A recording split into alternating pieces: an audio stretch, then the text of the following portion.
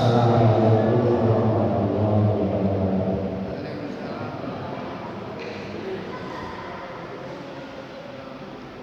Alhamdulillah wasyukurillah wala haula wala quwwata illa billah. Asyhadu an la ilaha illallah wahdahu la syarika lah wa asyhadu anna Muhammadan abduhu wa rasuluhu amma ba'du. Allahumma shalli wa sallim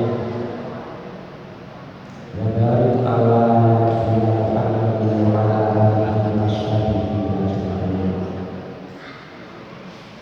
Subhanaka la ilma lana illa ma 'allamtana innaka antal alimul hakim. Rabbi shrah li sadri wa yassir amri wahlul 'uqdatam min lisani yafqahu qawli. Amma wa qala ta'ala fi kitabihil karim. A'udzubillahi minasyaitonir rajim. Ya ayyuhalladzina amanu taqullaha haqqa tuqatih wa la tamutunna illa wa antum muslimun. Shadaqallahul azim.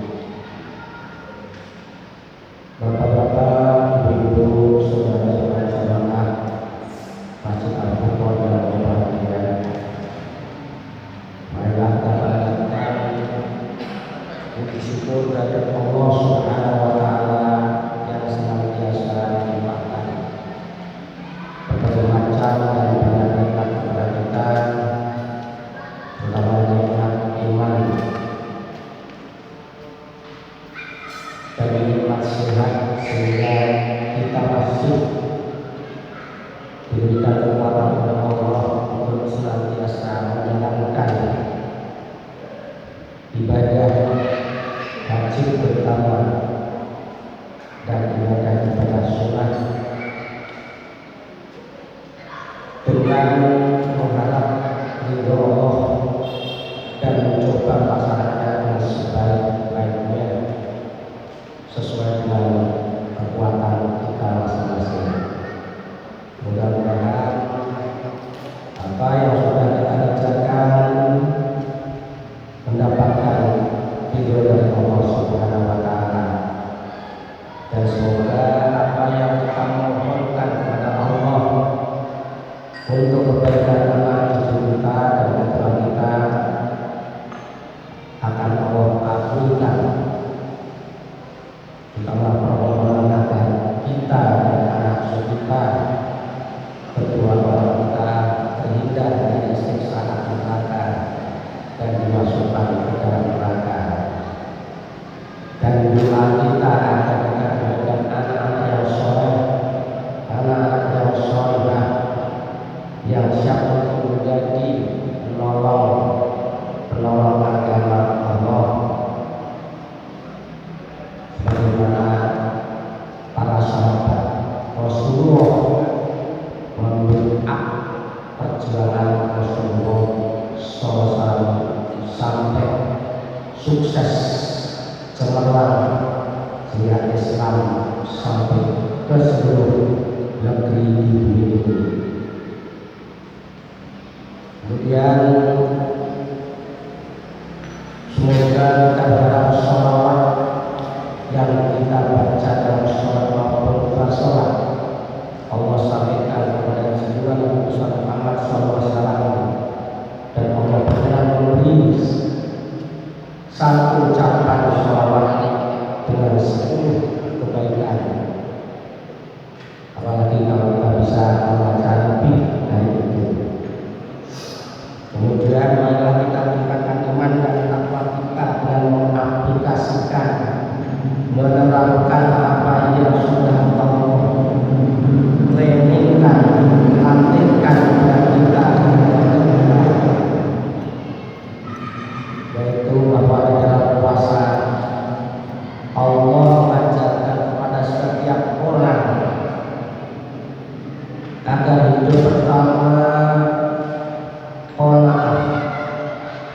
mencukupkan diri,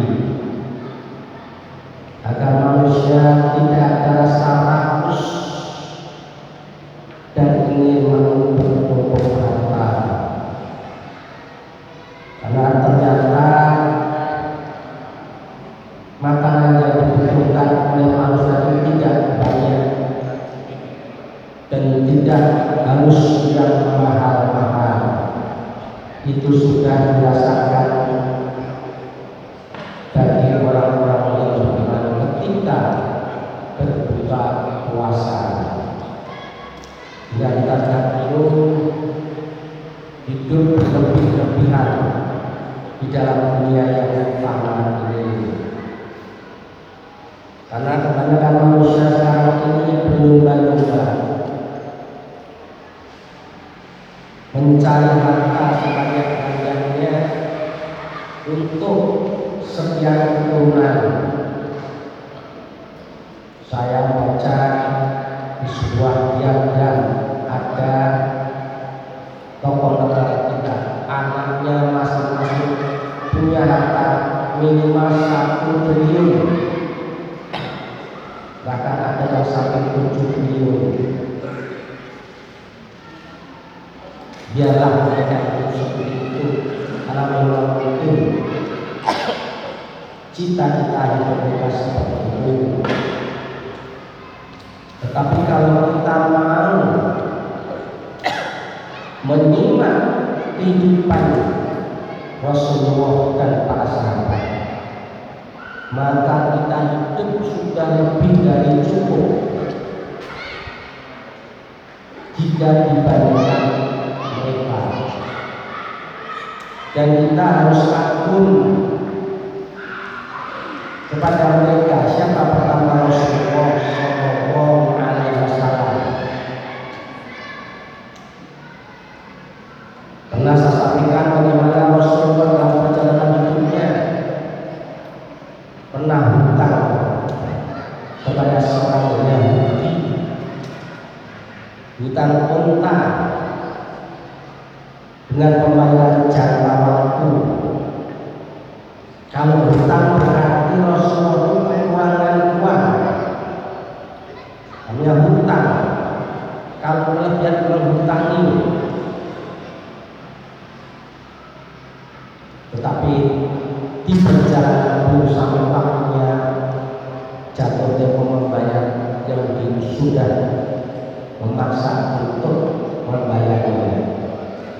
Terpaksa yang membayar adalah para sahabat, dan membayar unta itu dengan pembayaran yang lebih daripada unta yang diterima oleh Rasulullah, sehingga melihat akhlak Rasulullah yang begitu akun, maka yang yang masuk Islam itu ketika Rasulullah hidup masih bermasalah berhutang. Jadi kalau kita hutang, insya Allah kita sudah seperti mencontoh Nabi. Dan insya Allah ada doa bagaimana agar segera hutang itu terlunasi ada hutangnya. Ketika Rasulullah SAW wafat, maka dia pun masih meninggalkan hutang. Insya Allah, bapak-bapak, ibu-ibu, kalau kita meninggal tidak meninggalkan hutang, dan saatnya hutang itu ada sedikit, dan mudah-mudahan anak-anak kita atau cucu kita bisa membayarnya. Dan kalau tidak bisa membayar, yang berhutang ikhlas untuk melunaskannya, karena hutang itu termasuk masalah besar. Bahkan Rasulullah SAW pernah tidak mau mensolati seorang jenayah muslim ketika masih punya hutang. Bahkan roh-roh orang yang berjihad sampai itu di jalan Allah belum bisa masuk ke wilayah wilayah surga sebelum hutangnya terselesaikan oleh anaknya. Ini pertama. Jadi kalau kita punya hutang, janganlah banyak risau mengeluh. Itu hal wajar. Justru dengan hutang itulah kita akan mengenal Allah. Kita akan meminta kepada Allah Al-Ghani, Allah yang Maha Kaya, Al-Mu'min, Al-Ghani, Maha Kaya, Maha Pemberi. Barang siapa yang punya hutang dan ingin melunasinya segera, insya Allah Allah yang akan membayarnya. Caranya, orang yang hutang itu akan segera diberi oleh Allah jalan keluar untuk bisa membayar hutang. Yang kedua, contoh akun. Kalau tadi Rasulullah jelas pemimpin dunia yang dimuliakan oleh Allah, dimuliakan oleh para malaikat dan orang-orang yang beriman, wafat meninggalkan masalah yaitu hutang yang membayarkan Ali bin Abi Thalib. Ketika Rasulullah telah wafat, maka khalifah dipegang oleh Umar bin Khattab. Abu Bakar Siddiq, khalifah yang kedua, Abu Bakar Siddiq. Padahal Islam sudah merambah ke seluruh dunia. Kalau Abu Bakar ingin menjadi manusia terus, mungkin kamu menjadi orang yang terkaya di bumi. Tapi apa yang terjadi? Abu Bakar Siddiq pernah pesan kepada putrinya Aisyah, nanti kalau Allah membawakan aku, maka kafanlah aku dengan gamis yang pernah aku pakai.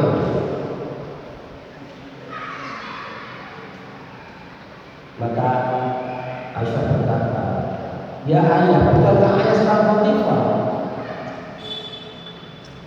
memimpin? Kenapa harus ketika wafat minta dikafani dengan kain kafan gamis yang sudah dipakai oleh anda? Silahkan kita bandingkan dengan orang-orang sekarang, termasuk kita. Kalau kita meninggal nanti, insya Allah kafannya bagus baru. Maka jawab Abu Bakar Siddiq, biarlah yang baik untuk yang hidup, biarlah yang baik untuk yang hidup. Karena Abu Bakar Siddiq yakin bahwa ketika roh beliau dipegang, diambil oleh malaikat rahmat, maka langsung jasadnya dikafani dengan kafan dunia, yaitu kain yang dibuat oleh manusia. Tetapi rohnya dikafani dengan kafan surga, putih bersih mengkilap, baunya harum, tercium oleh seluruh malaikat yang ada di langit dan yang ada di bumi. Subhanallah. Mari kita contoh hidup sederhana, hidup qanaah, hidup yurut. Padahal kalau Rasulullah dan Abu Bakar Siddiq mau berpakaian yang mewah, pakai permata, gamis yang mahal-mahal, didatangkan dari negeri-negeri yang tinggi peradaban dalam membuat pakaian seperti negeri Cina, Persia, Romawi, bisa. Tapi kenapa? Mereka merasa bahwa kami pemimpin. Pemimpin harus bukan contoh yang baik. Pemimpin harus mengutamakan kesejahteraan, keselamatan rakyatnya daripada dirinya dan keluarganya kelompoknya. Inilah pemimpin muslim yang tidak dikenal oleh banyak manusia. Makanya kalau kita masuk kelompok salafi, maaf, salafi kan salah terdahulu. Berat juga. Mau kita hidup kekurangan, hidup di hutang, mau hidup sangat sederhana. Kalau kita ingin mencontoh orang-orang hidup terdahulu para sahabat, berat. Amhasibtum atakul jannata walam yatim atakul Musa. Apakah kamu akan masuk surga sebelum ku coba seperti orang-orang terdahulu? Sampai-sampai kita mengatakan, mata nasrullah, kapan pertolongan Allah? Allah, innahu qarib, sudah pertolongan sudah dekat. Ketika Mekah Madinah makmur, pemimpinnya hidup dalam kesederhanaan. Bahkan mereka tidak merasakan nikmatnya, nikmatan yang Allah berikan kepada mereka ketika Islam sudah sempurna. Karena menjadi contoh bagi orang yang punya jabatan dan menjadi contoh bagi umat Islam untuk hidup sederhana. Kemiskinan yang diberikan oleh Allah, kesalahan yang diberikan Allah itu bukan adab. Justru tepatnya orang-orang Muslim itu ada dalam hati takwa. Sebaik-baik pakaian adalah pakaian takwa.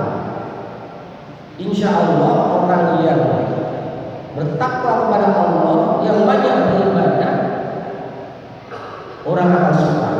Jangankan orang, makhluk Allah saja akan menyikir. Orang yang bertakwa itu makhluk Allah menyikir. Contoh, barang siapa yang keluar dari rumahnya bismillahirrahmanirrahim, Allahu la haula wala quwwata illa billahil. Maka tokoh jin itu akan mengatakan kepada kaumnya, jangan ganggu dia, jangan ganggu dia, jangan ganggu orang itu, karena orang itu sudah dilindungi oleh Allah. Itu orang bertakwa. Makanya Umar bin Khattab gak punya pengawal, gak punya pengawal dia. Bahkan ketika ada seorang yang mencari Umar bin Khattab cari khalifah, ketemu dia bertanya, di mana istananya Khalifah Umar bin Khattab? Maka dijawab, aku ini Umar bin Khattab, khalifahnya orang mukmin. Istananya namanya. Jadi kalau di bawah langit ini masih tidur di rumputan, masih tidur sambil berzikir di atas rumputan. Tidak ada pengalaman. Dicontoh kemuliaan orang-orang yang beriman yang hidupnya qanaah. Kemudian contoh berikutnya, contoh Umar bin Khattab pada hari Jumat sebagai khalifah dia berkewajiban sebagai khatib untuk berkhutbah. Seluruh kaum muslimin dan muslimat sudah berkumpul. Tetapi waktu itu Umar belum datang dan agak lama terlambat. Begitu Umar masuk, berkata, maafkan kami kami, baik saudara-saudara seiman. Saya terlambat datangkan saya mencuci pakaian saya yang ada beberapa lembar. Seorang khalifah mencuci pakaiannya sendiri yang jumlahnya tidak banyak.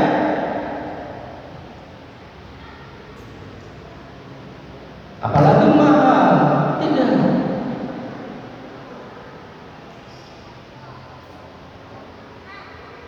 Umar bin Khattab ini bukan cerita yang mengagumkan Umar dengan cerita-cerita yang tidak nyata, tapi nyata ini ditulis dalam sejarah orang-orang yang penghuni surga. Kalau kita kan gonta-ganti pakaian, pakai aja mahal, kadang-kadang mobilnya mahal lagi. Coba kita lihat orang-orang yang menduduki jabatan di negeri ini. Saya pernah dengar dari Krisdayanti, saya sadar, subhanallah, tunjangannya itu sampai ratusan juta per bulannya, tunjangannya sampai ratusan juta. Padahal kalau kita bayangkan, katakan kalau sampai katakan 600 juta, itu kalau digunakan orang yang berpenghasilan 3 juta saja, itu bisa untuk berapa orang? 200 orang bisa terpenuhi hidupnya. Itu kalau satu orang anggota. Ada 350 anggota. Kalau kita berpasang ratusan juta, bagaimana? Tapi Umar mencontohkan seperti itu. Dan ketika khutbah, jamaah ada yang memperhatikan, di jubahnya itu ada tambalan.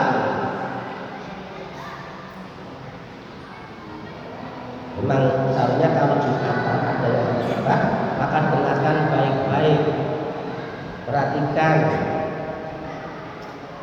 jangan tidur, jangan bicara sendiri. Anak dilatih untuk diam. Maka setelah khutbah selesai, Jumatan selesai, para jamaah terharu dan menangis terseduh-seduh. Engkau seorang khalifah pakaian tambalan 12 dan itu pun ditambah sendiri. Cari dan cari pemimpin-pemimpin yang ada seperti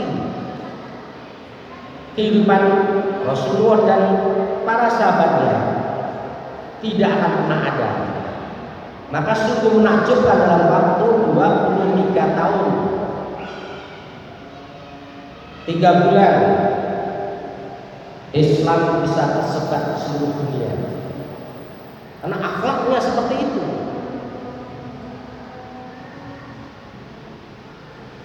Maka mari kita banyak bersyukur kepada Allah. Kalau kita masih diberi rezeki oleh Allah, makan cukup. Bahkan silakan lihat kalau jam-jam seperti ini, mulai jalan Sudarso ke utara sampai alun-alun, sampai ke selatan lagi, tempat-tempat penjualan banyak pembelinya. Berarti kita masih cukup dalam hal rezeki, walaupun tidak sebagaimana yang kita harapkan orang-orang yang sukses, tapi cukup.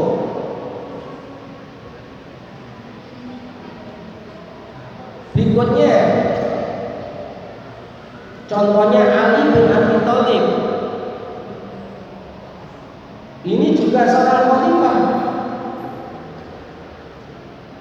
Ketika istrinya sakit, Fatimah, maka bertanya, engkau menginginkan buah apa? Saya ingin buah delima. Biasanya kalau orang sakit kan akhirnya makanan buah-buahan. Baiklah, Ali bin Abi Thalib pinjam uang kepada sahabat yang lain, mau beli, mau menyenangkan istrinya. Ketika Sakinah terpaksa pinjam uang kepada sahabatnya. Subhanallah. Kemudian dapat pinjaman, maka dia belikan 5 buah delima. Di tengah jalan dia bertemu dengan seorang tua yang sakit.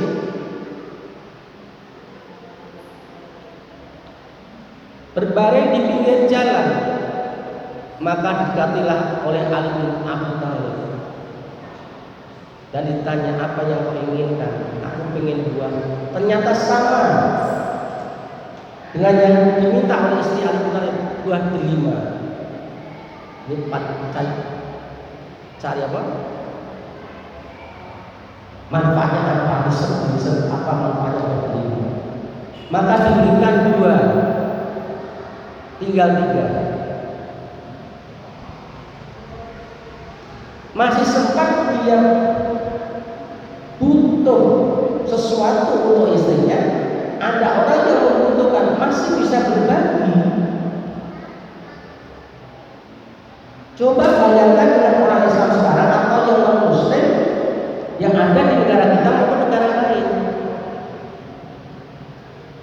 Ada nggak kira-kira yang mau berbagi seperti Ali bin Abi Thalib ini? Tentunya ada sedikit.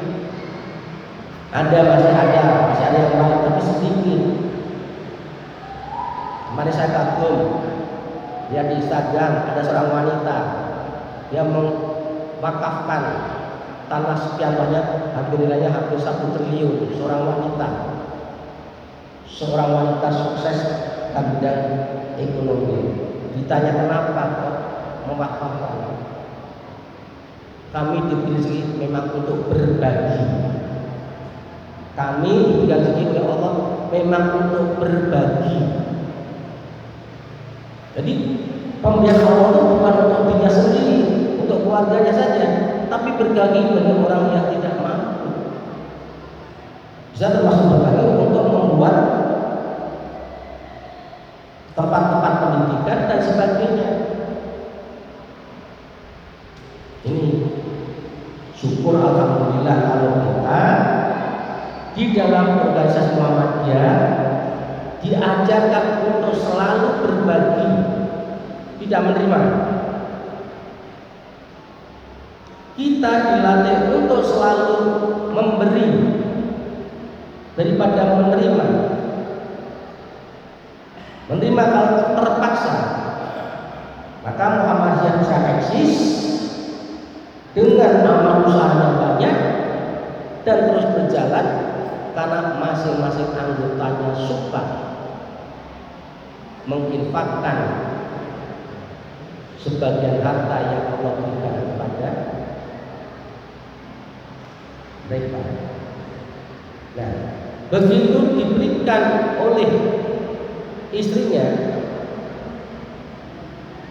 maka istri Ali bin Abi Thalib mengatakan, bersyukur kalau engkau bisa berbagi kepada orang yang membutuhkan. Dan ternyata tidak lama kemudian datanglah Salman Al-Farisi membawa delima yang banyak untuk istri Ali bin Abi Thalib. Ini menunjukkan bahwa siapa yang berinfak bersedekah atas dasar iman, atas dasar ikhlas kepada Allah, maka Allah akan segera membayarnya, menggantinya. Bisa 1 dibayar 10, bisa sampai 1 diganti 700. Bagaimana dalam Al-Baqarah 261. Maka dari itu bapak-bapak, ibu-ibu,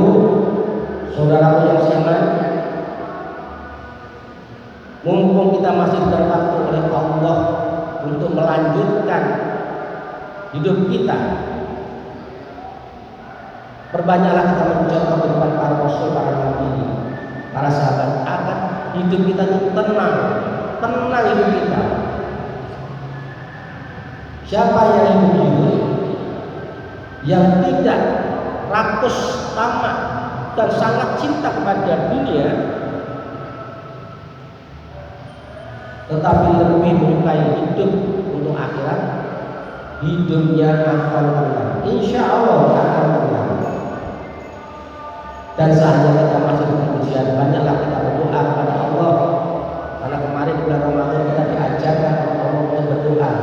Kalau apa yang kita harapkan belum tercapai, jangan bosan berdoa. Nabi yang kaya dikabulkannya doa untuk mendapatkan anak yang namanya Yahya. Ditambah bagi wanita yang berketurunan, banyaklah berdoa membaca Rabbi habnas sholihin, Rabbi habnas sholihin terus. Nabi yang 70 tahun berdoa untuk mendapatkan seorang keturunan. Siapa berdoa pasti dikabulkan, hanya waktu yang menentukan. Termasuk doa kita saatnya masih ada penyakit, kurang rezeki dan sebagainya, insya Allah dengan doa Allah pasti mengabulkan. Semoga Allah senantiasa memberikan rahmat barokah dan ampunan untuk kita dan anak cucu kita, terutama Allah berkenan mengampuni dosa-dosa kita dan menyayangi mereka sebagaimana mereka menyayangi kita semua. Amin. Mari kita tulis Bismillahirrahmanirrahim.